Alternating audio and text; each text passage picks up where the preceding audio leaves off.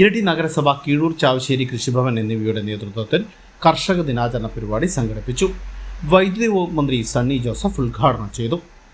അതിൽ മന്ത്രിയും എംഎൽഎയും വരില്ല, അത് ഒരു വ്യക്തിപരമായ നേട്ടമായിരിക്കും. പക്ഷേ കർഷകരുടെ ഒരു മുന്നേറ്റം അതെല്ലാവരും അതിനെ ഇഷ്ടപ്പെടുന്നു, അതിൽ സന്തോഷിക്കുന്നു. ആ നേട്ടങ്ങൾ കൈവരിക്കുന്നവരെ സമൂഹവും ഗവൺമെന്റും തദ്ദേശ സ്ഥാപനങ്ങളും ചേർന്നാണ് അവർക്ക് അഭിനന്ദനങ്ങൾ നൽകുന്നത്. കാരണം അത് നാടിന്റെ നട്ടെല്ലാണ്. കൃഷിക്കാർ നാടിന്റെ നട്ടെല്ലാണ്.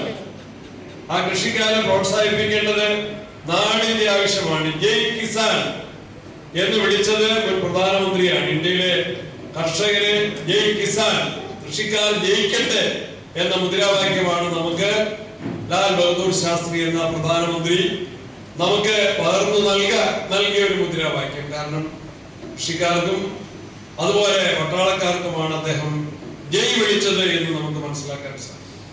കൃഷി എന്താണ്? അധ്വാനത്തിന്റെ ഭാഗമാണ്.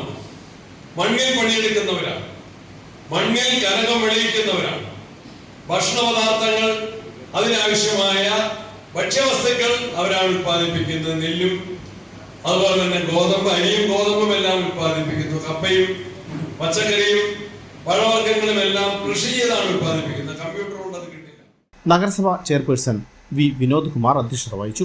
ഇരട്ടി കൃഷി അസിസ്റ്റന്റ് പി ടി സന്ധ്യ, കിഴൂർ ചാവശ്ശേരി കൃഷി ഓഫീസർ പി അഞ്ചു, നഗരസഭ വൈസ് ചെയർപേഴ്സൺ കെ സോയ, നഗരസഭ സ്ഥിരം സമിതി അധ്യക്ഷന്മാരായ K Soya, V P Abdul Rasheed, R K Shaiju, K Rajan, P Dhanisha, P V Jisha, councillor V Radha, നഗരസഭാ secretary K Anshid, C D S chairperson K Smitha, കൃഷി അസിസ്റ്റന്റ് കെ ആർ രേഖ, വിവിധ രാഷ്ട്രീയ പാർട്ടി നേതാക്കൾ, സഹകരണ സംഘം പ്രസിഡന്റുമാർ എന്നിവർ ചടങ്ങിൽ സംസാരിച്ചു.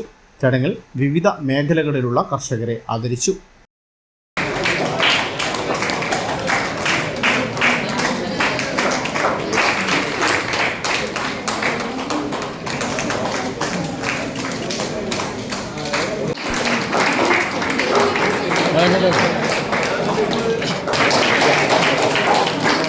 ഹൈവിഷൻ ന്യൂസ്, ഇരട്ടി.